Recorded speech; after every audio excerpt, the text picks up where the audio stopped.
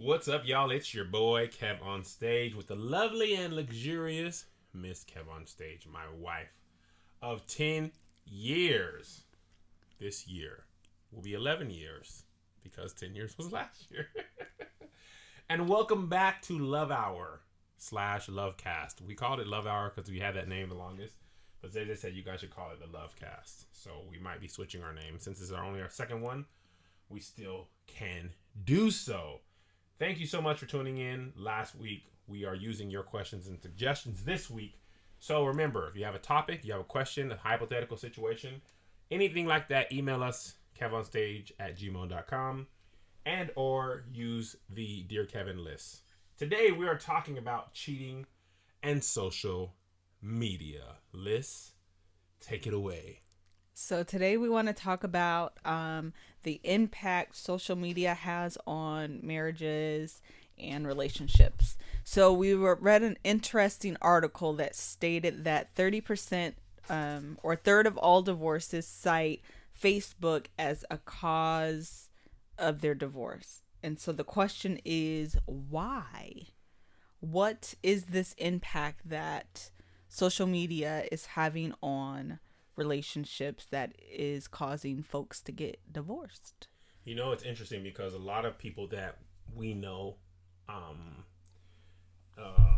marriage or dating, they are getting caught up because of social media. Not always Facebook. I don't use Facebook like that, but it can be Facebook, Twitter, Tumblr, anything that you have. Tumblr. You know what Tumblr is? I thought it was like Pinterest. No, I just listed it. I don't know. Oh. I haven't figured out Tumblr I think it's yet. more like Facebook and like I'd say Facebook, Twitter, Instagram. Instagram, yeah. Yeah, Facebook, Twitter, Instagram. But one of the barbers in the shop got caught up. His girlfriend, we feel like she set him up because she bought him an Xbox One, and he was setting his password up, and she used that password to log into his Instagram to find out he was cheating with their son's math teacher or Spanish teacher. The son's like 2 years old, and he just admitted, like, I was stupid and I shouldn't have been cheating, and now I lost her. But what is it? You know, because people have been cheating since before Facebook. Mm-hmm. So is it more prominent now? Is it easier? Is it catching you up with people of your past? What do you think? I don't know that. What would be more interesting is to figure out if like cheating has risen in combination with the social media thing, because I really think that Facebook is just a means to cheat. Right. So if Facebook has caused more people to cheat, then that would be interesting. If cheating is the result of failed marriages, if that number has increased. You know what I'm trying to say? Yeah, and I think, like, say just people of your old flames, for example. Like, if you go to high school with somebody 20 years ago, and without Facebook, you know, or say you thought I had a chance on you or had a crush on you, or I'm just mad at my wife or husband, and outside of Facebook, you have no really other way to contact them, then maybe you don't cheat. I feel like prior to Facebook, people cheated with people they worked with more, mm-hmm. and maybe they met, at bars or whatever. But now, I think it's easier to do it with people that you already know. You know what I mean? And here's the crazy thing: more than likely, if they're your Facebook friend, they know about your relationship. Yeah, but I think it probably starts with as emotional affairs. Yes. Like you're unhappy, and so you're like inboxing, or maybe it's just, hey, how are you, yada yada yada, and that leads to that type of like down the trail of emotional affair. Yeah. And that's because really I think the article was saying that Facebook is cited as evidence of cheating, actually, is what not the cause of cheating. Yeah. I can see that, and I can definitely see. In my mind, it would happen like this. It's something, and this is what I think happens a lot of times. It might not be inappropriate to begin with. Right. It might start with, "Hey, how you doing? You know, how are things? How are the kids? How's your wife? How's work? Whatever." And then as time goes on, the line in the sand that's, here's appropriate land and here's inappropriate land, just keeps going further and further back until it's like, hey, what do you think about grabbing a coffee? Or, whatever the case is, and next thing you know, I feel like a lot of cheating from Facebook is next thing you know. It's not necessarily meant to be from the beginning. I'm seeking out to cheat, but there's also not there's no safeguards in place for you. Like, hey, I don't think I should be doing this or talking to this person like this or whatever. So I think that ends up being what happens. And then, the other person usually knows. And that's how they find out is by screenshots. I wonder what the statistics of how many relationships are ruined due to screenshots. Because that's when we were kids, you remember we were like three-way. Yep, that's the new three-way. Screenshots are the new three-way. You got the text to the girl. Screenshots will get you destroyed. That's why Apple introduced What is this? I'm just joking. That's serious. It's definitely the smoking gun. But here's the thing. If you don't have anything to hide, then screenshots can't get you. You know what I mean? And, it's funny, and I'm not going to reveal any names, but a couple of our friends have told us that, married men have hit on them through, like, Twitter's DM stuff, and both parties know they're married. And I'm like, how do they do this knowing that screenshots are available? Screenshots are not new. Yeah, but you don't think they're going to rat you out. But if they wanted to, they have you dead to rights. But clearly, you're only thinking with one head when you're doing that. Okay. I think there's a lot of other things that can give you up. There's, like now iOS has your location. You say you are here, and you can, find it. You know how your phone goes. You can go and check recent places you went. That's if you're snooping, right? So luckily, I don't know. It's interesting because I don't end up going and checking your Facebook or Instagram or I don't check yours either. Things like that. But I feel like if you feel like checking, like you feel the need to check, then a lot of times you find, what you're looking for. So here's my question to you, Liz. It's very simple. How does one protect themselves from Facebook ruining their relationship or their marriage? So I think that the number one way to protect your relationship is having each other's passwords. Yes. So that at any time, if your significant other wanted to check on your social media inboxes or any of that, they could check that at any will, and so that what about type privacy? of open. Yeah, but see, the thing about privacy is that I don't think when it comes to that stuff that has to do with privacy. What do you mean? You're looking at my stuff, my social media, my phone. It's privacy. This is just devil's advocate, Kev. I don't know. Is it private? It's social media. Right, but that doesn't mean passwords. The public part is social media. The passwords make it private. A lot of people argue that you should never, if you trust each other, I shouldn't have to give you my password. If I trust you, you should have nothing to hide where you don't mind me having your... Listen, the great Dr. Phil said, if you have those who hide nothing, have nothing to hide. Right. Or maybe I said it backwards, but the point is... Fool me once. Right. The point is that I can give you my passwords freely because I know that at any time if you wanted to check, I have nothing to hide. Right. I shouldn't have to...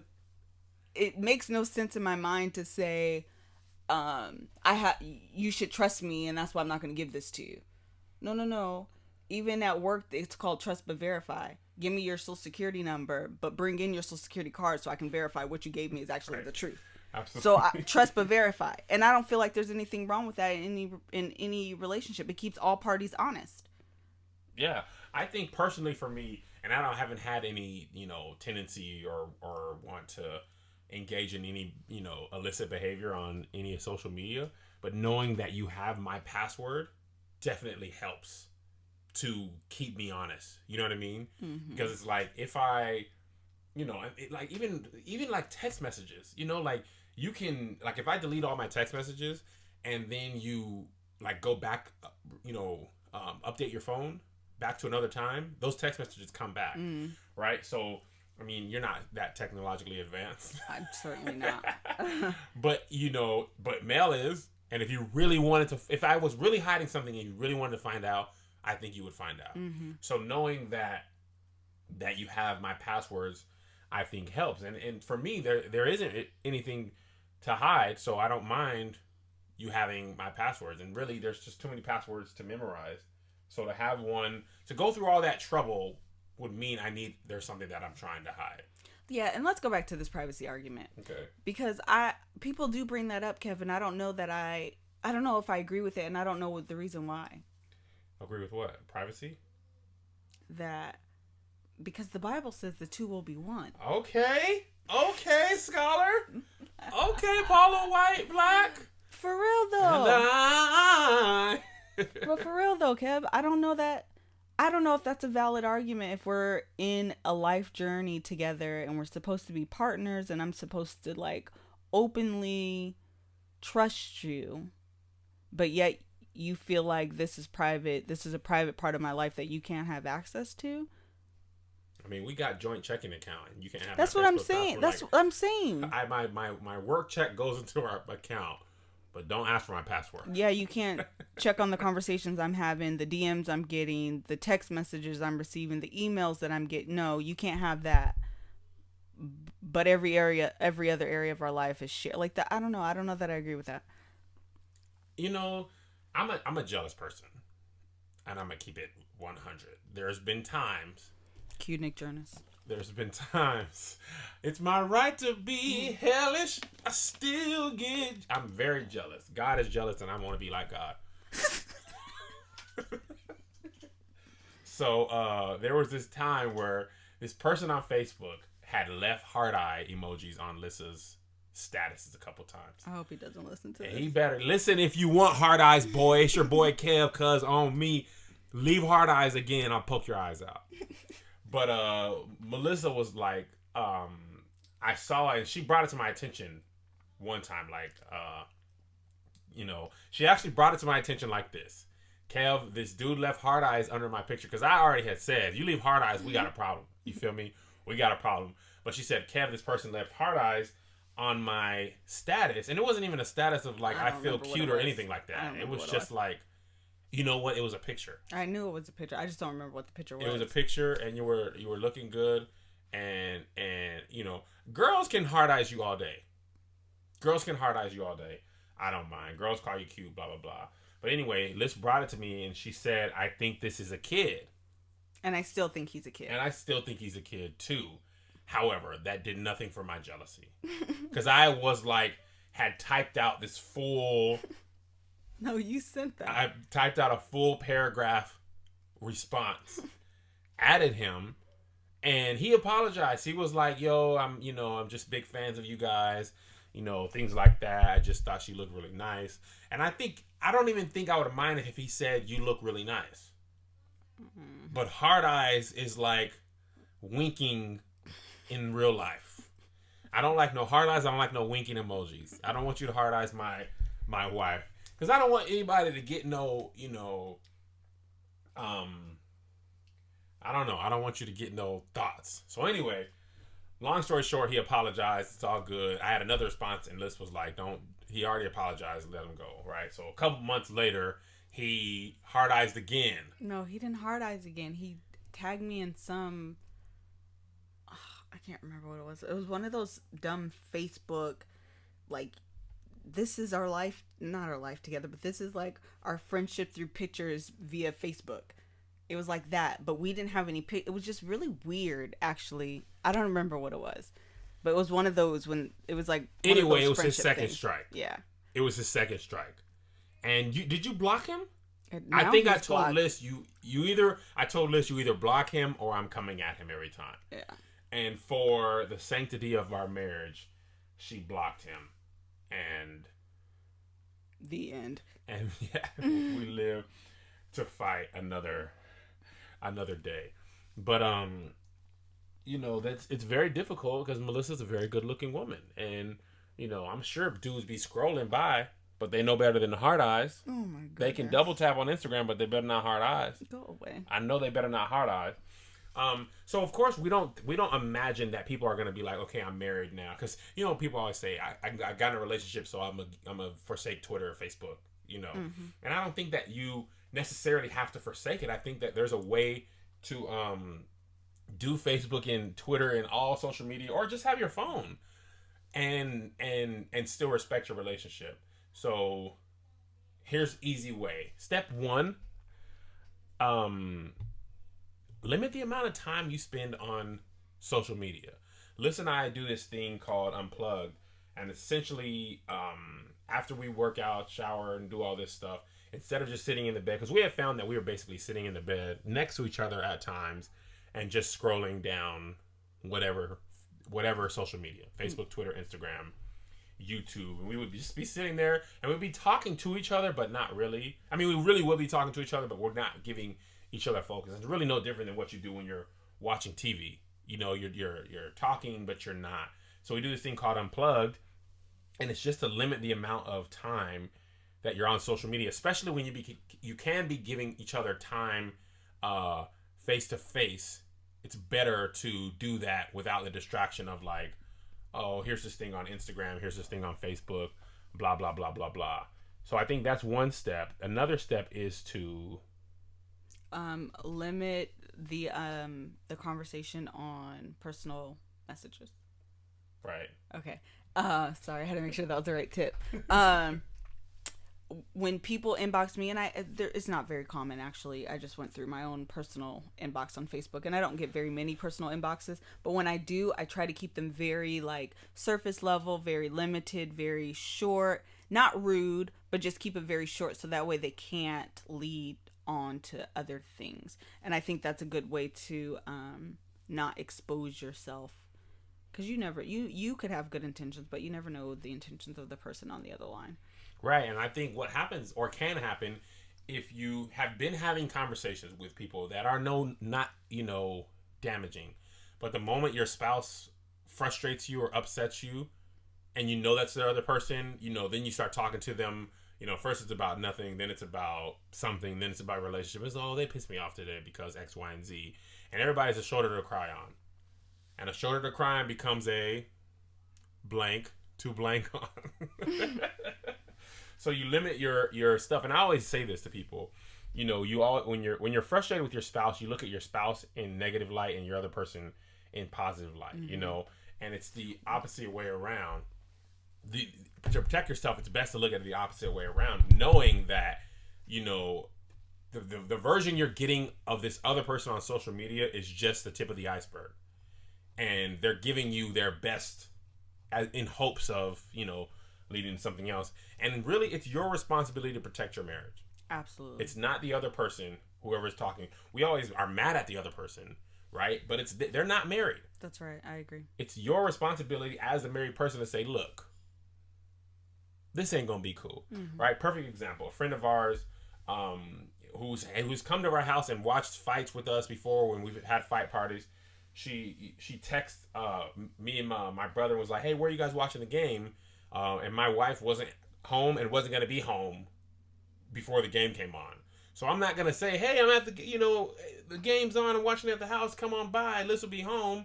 No, I don't. We can't watch the game together unless there's 10 other people there, even though I don't think she meant any ill will. But you don't want to even give yourself the opportunity for bad things to happen.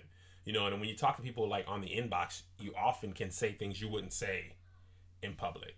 You know what I mean? It's the same way the way you talk in your group chat with your best friends, that ain't the same way you would talk at work, because you can be really be yourself. So those are kind of two things that you can do to kind of protect yourself or protect your marriage from losing to social media, I guess. Correct? Correct. Sweet. Now, again, we want to keep the show open to you guys and what you want from us. So we definitely want to always have a question that we answer on the show. And today's question is a good one. It is a good one. Yes. So the question is, I'm going to summarize it because she says a lot. But starts off, I'd like for you two to discuss how you keep a healthy marriage. You work a lot, and in today's world, couples fall out of love all the time. And I'm scared to even get married because I'm afraid that my future husband will get bored or fall out of love with me. And want to spend more time with a cute producer or something. What does Melissa do to keep you? How can a woman keep her saved, career-minded husband interested? And then she goes on to say, she talks about the Mary situation with Tina and Teddy. And then she goes on to say that women blame themselves a lot when men cheat. Mm-hmm. So how can we, hold on, let me see. Blamed herself in the church. It always seems that the woman doesn't do that in the focus more so than the man. Or more that the woman is more of the focus when a man cheats more so than the wrongdoing of the man. So what do we do to keep a healthy, saved marriage, and how specifically do we keep, or how do I keep Kevin interested? And this is my answer to that, and I don't know if it's going to directly answer this question, but this is something that I've done a few years ago, and it's actually something that if I ever were to do something that was just on my heart, on my mind, something I really wanted to do, if I could abandon my 9 to 5, I would go out and do marriage seminars and very specifically talk to women. And this is one thing that I've thought about, and this is what I would say. A lot of times for women, number one, we get lost and caught up in our roles as mother, as wife, as a worker, and then we let ourselves go because we'll put on our mom jeans and our mom hat and go play soccer mom and do the van pool thing and that, and we let ourselves go. We lose touch of the individual that was you before you became a wife, before you became a mom, before you got so serious about life. And so the number one thing that I would say is do things for you.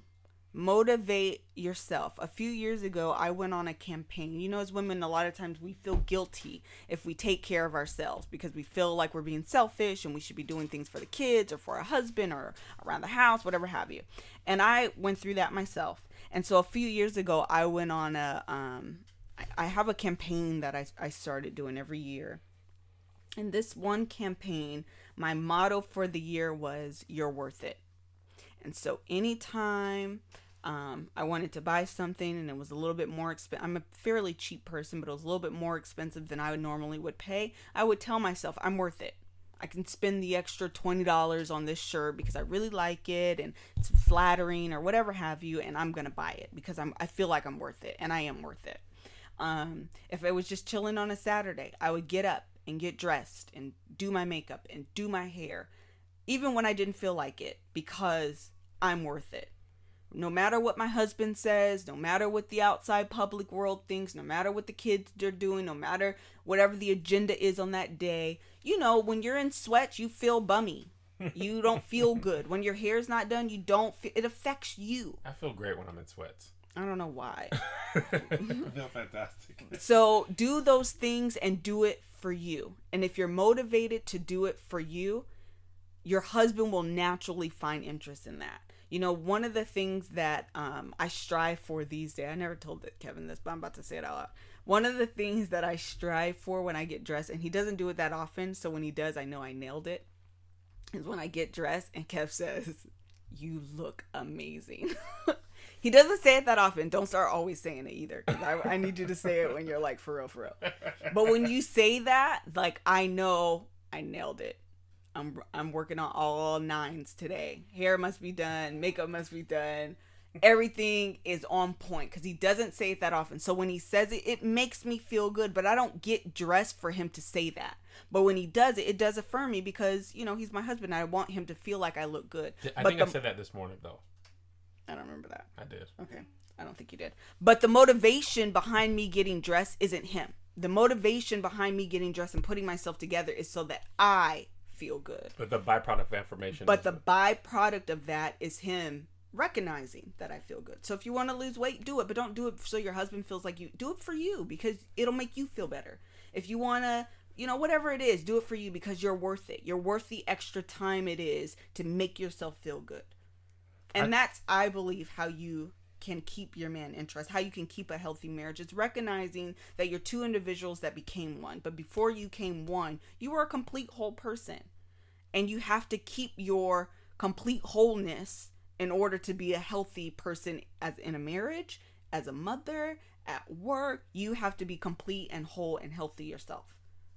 Was that? Yes. Okay. That makes perfect sense. I think complete wholeness is a fantastic key, because a lot of times you feel like, okay, you get married and that means I'm going to give myself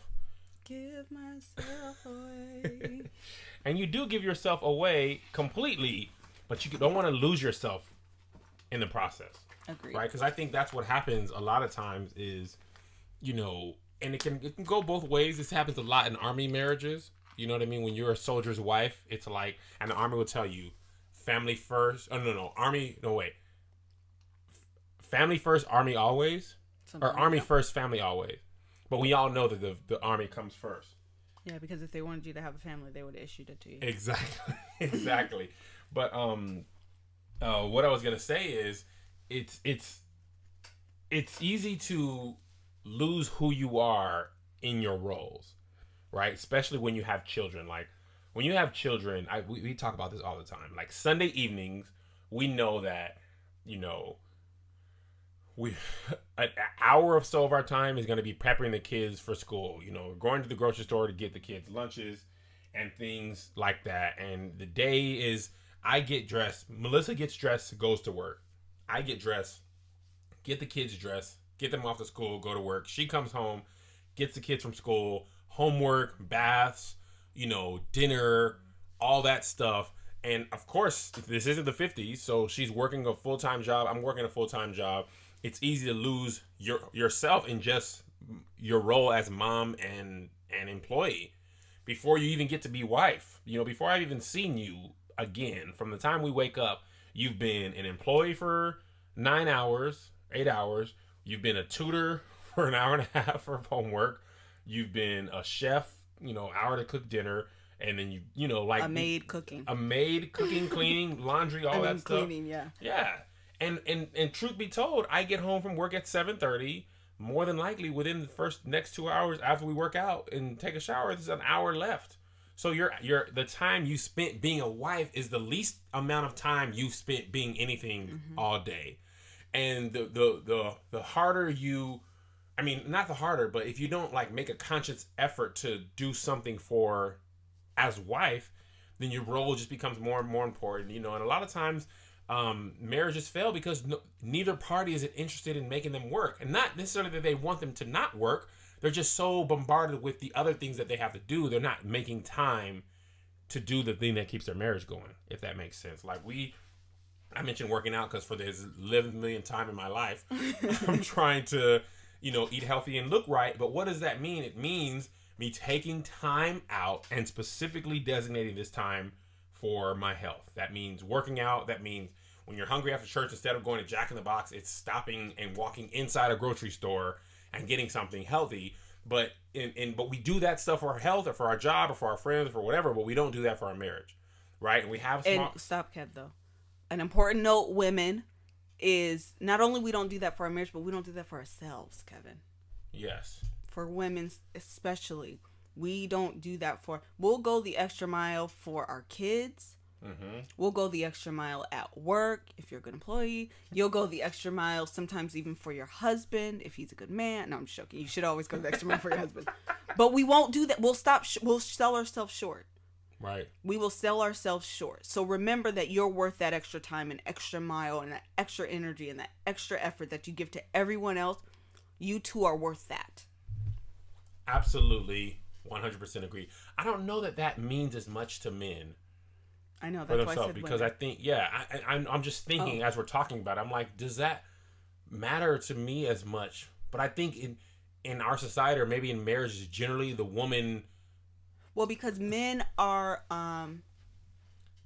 visual. Yeah. And so when we let ourselves go, your eye starts to wander.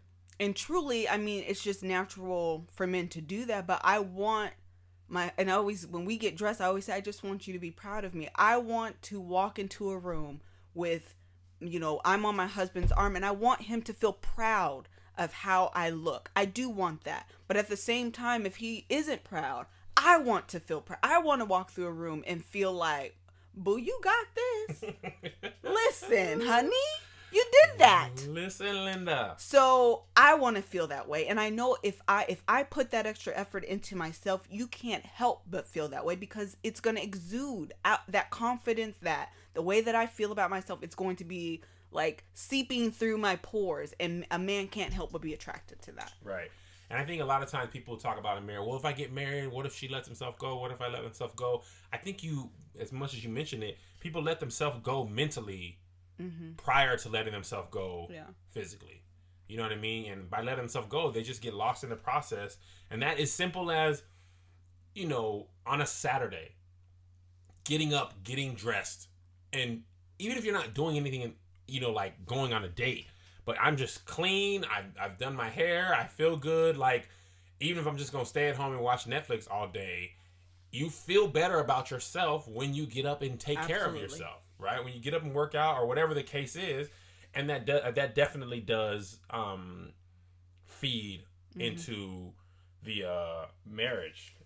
And for women also, it helps with your sexual mojo, because a lot of times if you feel sloppy, if you feel like a slob, if you feel yuck, if you feel nasty, you don't feel sexy, sex isn't really like at the top of your list of things to do, because you don't feel good about yourself. But if your hair is done, you get up, you get dressed, you get yourself together, you're looking good, your juices might start flowing a little bit, because you starting to feel yourself. Like, listen, I'm cute today and I just really feel good. And that'll help that. And a lot of times you're going to have like a lower type of mojo when you don't feel good about yourself, because for women sex is very emotional. It's a mind thing. Your mind, a lot of times your mind has to be there first, and then you can get your body involved. But sometimes you just don't feel like it, and you have to force yourself to commit your body and then get your mind to catch up. But you can help your mind get there by doing these things to kind of psych yourself out. And now we're like way off topic right now. No, but we are. I think we'll still. How do you keep your spouse happy? And I think for sex, it's a perfect example, because your husband is not going to. It's not going to, but it's very difficult to understand that part. If you don't want to have sex, the man's always going to think it's something he did. Like, what did I do that makes her not? Because when you're rejecting sexual advances from your husband, you're rejecting him. Right. If he doesn't process it as, well, she doesn't feel good about herself, so not really a reflection of me. It's she doesn't want me, right? And here's how we double back all the way to cheating. If you haven't taken the time to feel good about yourself, therefore you don't want to have sex because you don't feel good about yourself. And he's taking that as rejection. She doesn't want to have sex with me, and then somebody else is showing interest with me. Then you've inadvertently cracked the door open. Yeah, and inadvertently cracked the door open, because one, you don't feel good about yourself, and two, he's not understanding that. You know what I mean? And I don't know. Let me ask you this before we move on. If you don't feel good about yourself, is there anything your husband can do to be like, get dressed? Like, can he do your hair for you? Like, the only reason, and that's why I kind of started off with the motivation to do it for you, because I really think for women, we have to feel good about ourselves. Because as a husband, I would hope it would be your job to be like, baby, I love you. You look beautiful regardless, with makeup, without makeup, hair nappy, no, hair laid to the side, your best outfit on or sweats, boo, I love you and you're beautiful to me. But in actuality, right, I don't feel good when my hair's nappy. And I don't really care that you say I look good, because I don't feel good. Right. So do you feel like your husband is lying? Well, a little bit, maybe. Or just being nice. Maybe not lying, but being nice. Being nice. That makes sense. So there's nothing the husband can do if you're in that funk. I think women have to do it for themselves, as motivation for themselves. And men are so visual, they're just going to naturally just go along with it because they are visual. Right. But I think for a woman, she has to do it for herself. Be healthy, complete, and whole yourself. Absolutely. And it'll rub off. One thing that Lissa did, and I thought this was interesting, and this happened back in Washington. I don't know if you remember this, but you decided that when you go to get your hair done, you had been wearing sweats when you went to get your hair done. And you said, I remember you saying, you know what? I'm about to get dressed first, then go get my hair done. So when I get out of the shop, I'm going to be fly. Fly, honey. Because you were like, I'm paying all this money, to get my hair done. And then I come out and my makeup's not done and I'm in sweats. And I got, so I don't feel good. So now for a while, you get dressed, you go get your hair done. When you come out, you walk in the house and it's like, whoo. Because you feel, listen, women, if your hair is done, you want to walk the mall with negative money in your checking account, but you want to walk the mall because you feel cute. Like, boo, I need somebody to look at me because I am just rolling on all nines today. Hair is done, makeup is on point, my eyebrows are arched. Honey, look. Because you feel cute. And when you feel cute, you're going to exude that confidence. Yes. And before we go, if there's something... It's okay. It's a love hour-ish. Sorry. The one thing that men can do, it's so cliche, but it's, to keep your wife happy throughout the time, is you put her first. And it's so cliche sounding. Like, I'm going to put her first. And it's not just like something you say. It's something like, I'll give you guys an example. We got a Playmakers booking request, and it was for May 1st or 2nd, and that's my birthday, and it's my birthday, mind you. If it's Lissa's birthday, I already know, look, I'm not doing it. It's Lissa's birthday, blah, blah, blah.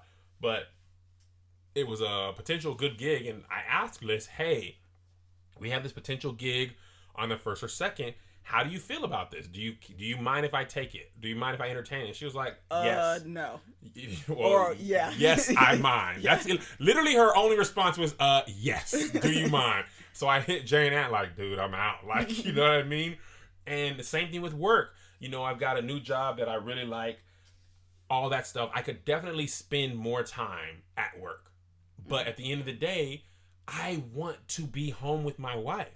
And I put that first. So I don't let money, I don't let potential career. I mean, I do a good job. It's not that I'm leaving early, but I'm not working crazy hours because I want to spend time with my wife, and I put her feelings before my own, or before, because I don't want to like get this job and rise all the way to the top of the corporate ladder and make all this money to realize that I have an unhappy wife, because then I don't have anybody to share the money with, and defeats the entire purpose. So I know that question was mainly for Liz, but I just want to throw that out to any guys that are listening, that the cliche of putting her first and the actual physical thought process and going about putting them first makes the entire difference. And before we go, we like to leave with a fun hypothetical question.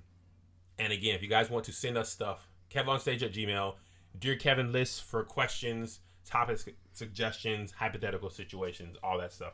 And today's question, and I'll let you answer first, Liz.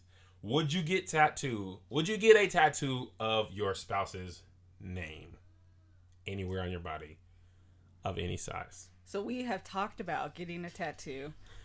So in my mind, I think I might be down for the cause. But in reality, I'm not. I'm too chicken. I'm too scared that it's going to hurt too bad, and I'm going to get AIDS because the needle's going to be infected. And God is not going to be happy and give me some type of like uncurable disease. Uncurable, not curable. Incurable disease. Because I was being disobedient and trying to be grown.